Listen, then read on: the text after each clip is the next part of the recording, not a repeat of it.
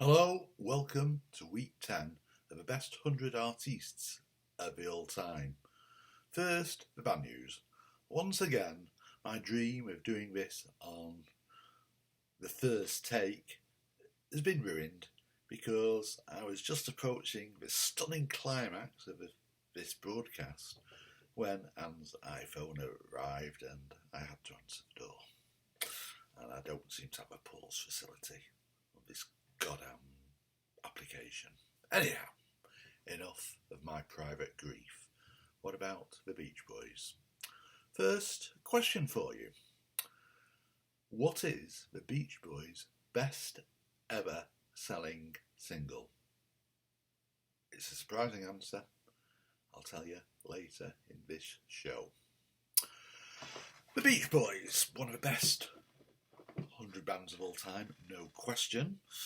Originally formed, conceived, if you like, in Brian Wilson's bedroom. Not that way.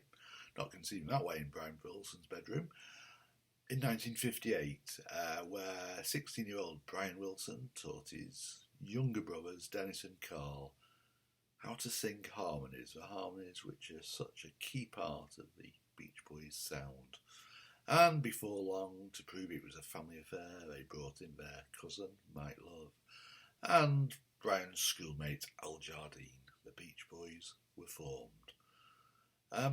Although the only one of the Beach Boys who actually surfed was Dennis Wilson, their first record was an ode to surfing called Surfing. When the record came out in 1961, it established the trademark Beach Boys sound of rock and roll with elaborate vocal harmonies. It was a local success, but they're on a fairly dodgy record label which somehow couldn't handle the success, and because it was successful, the record label went bankrupt. A year later, they'd found a contract with a national company, Capitol Records, and their second single, Surfing Safari, went number 14 in the national charts. It was the first in a long string of US hits. The album followed in 1962. They did a whole string of great early singles. It wasn't enough for Brian to have great records with the Beach Boys. He already saw himself as a producer, songwriter, and he gave away possibly the best of the early Beach Boys, well, the best of the early Brian Wilson songs, to Jan and Dean. And Jan and Dean had a hit with Surf City, USA in 1963. The Beach Boys hadn't had a number one hit at this time. This was put right fairly quickly, though, because I Get Around top US charts for the Beach Boys and Real Beach Boys soon after. And I Get Around, one of my favourite tracks to this day, was the first Beach Boys top 10 hit in our country, the UK. But Brian Wilson, all was not well with Brian. He always had some mental issues and he suffered panic attacks playing live. And in 1965, he said, "That's it, I'm not playing any more gigs." He withdrew from touring and concentrated entirely on songwriting and record production. Although they had a great run of fabulous singles, Brian was very aware of the British invasion of America led by the Beatles. They were dominating the American charts, and the Beatles were starting to put together albums which were more than just a set of singles. Hitherto, bands had mainly concentrated on singles. With the Beatles, this was beginning to change, and a major step in the way towards the album becoming such a big thing was the Beach Boys' next album. So he closeted himself away with a jingle writer called Tony Asher and wrote the Pet Sounds album while the rest of the band were out touring with a guy replacing Brian Wilson in the live band, a guy called Glenn Campbell, an up-and-coming musician at the time. Pet Sounds was conceived as a piece of art with no filler. It wasn't an amazing success at first. It didn't sell as well as earlier albums. Even the rest of the Beach Boys hadn't been that impressed when Brian had played the record back to them. Brian had more or less played the record himself while they were touring. They'd had very little, if any, input into this album. Mike Love said, "Who's going to hear this shit? The ears of a dog." Ironically, as Brian put it, Mike's barb inspired the album's title. Who's going to hear this shit? The ears of a dog. Hence the name Pet Sounds. The album was a grower though, and regularly appears at or near the top of polls whenever you get these polls as to what's the best album of all time. I've seen it as number one in some polls. In the latest poll I saw, the Rolling Stone Top 500 Albums of All Time, which was published just last month, it came number 2, ahead of the Beatles, behind only Marvin Gaye. What's going on? You might well ask. It's a good album. It's not even my favourite Beach Boys album, although I must admit, if anything, I'd rather listen to a Beach Boys greatest hits album. They sing, to me, one of the best singles bands of all time, if not the best singles bands of all time. The most acclaimed track on the album, God Only Knows, has been acclaimed by no less a judge than Paul McCartney as the greatest song ever written. I don't think so, Paul, although I admit Paul McCartney does know more about songwriting than me. Nonetheless, it's not even on my playlist, though there are Sloop John B and a couple of other Pet Sounds tracks are. Throughout the summer of '66, to follow up the Pet Sounds album, Brian Wilson spent months, not on so much on the next album, but just on the next single. Spent months on a single.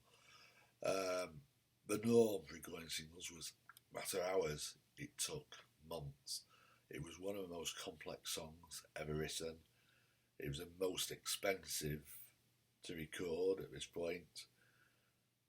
How could the end product possibly justify the cost? Well, it did. It was Good Vibrations. It is one of the top 5 tracks of all time. Superb. A number 1 in the USA, quite rightly, and even a number 1 in the UK. How long will the next album take, though?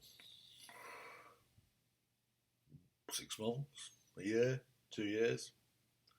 Try 38 years. Brian had a bit of a meltdown making it. He was spending a lot of time making Smile on his own. One of the most eagerly awaited albums of all time.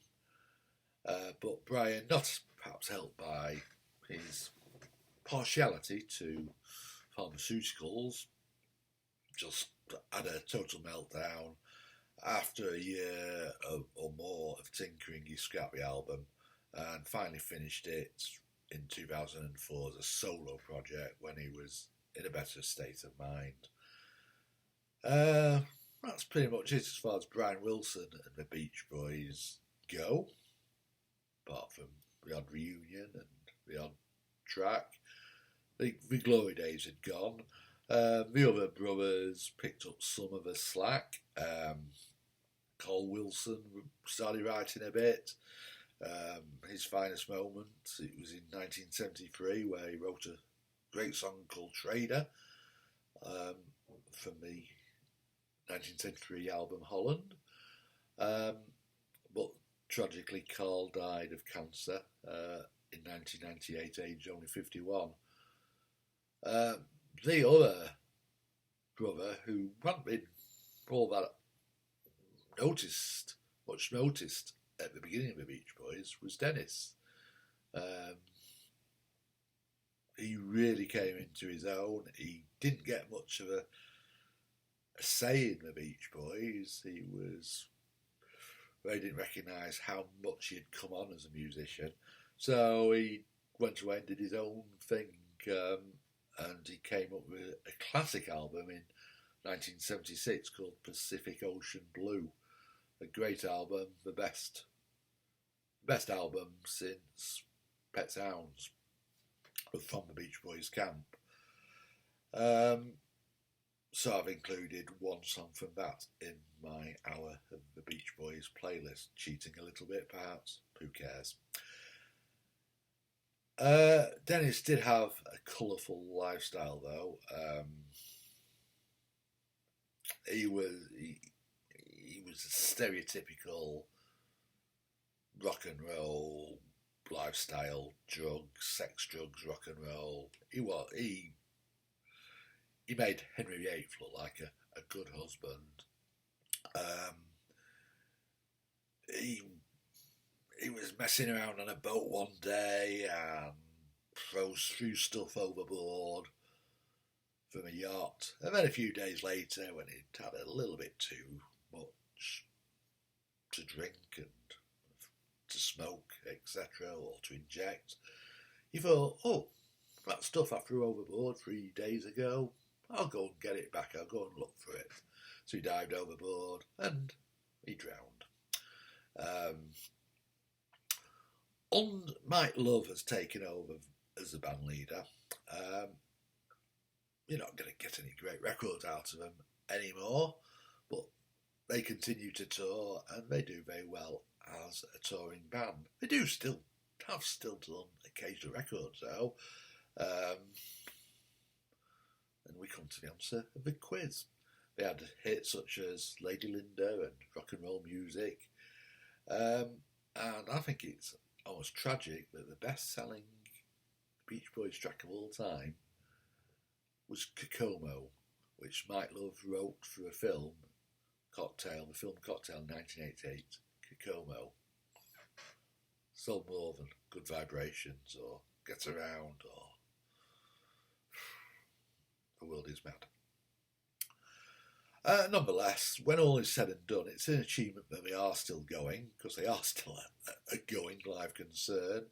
And Brian Wilson even comes out now and again to play the odd gig, either with the rest of the boys, or he does solo shows. He's meant to be doing a solo tour, which is taking in the UK once his COVID thing is all over. It'll be well worth seeing. Between the 60s and the 2010s, they had over 80 songs chart worldwide, and 36 of them made the US top 40, the most by a US rock band. They sold over 100 million records worldwide. The Beach Boys, I salute you.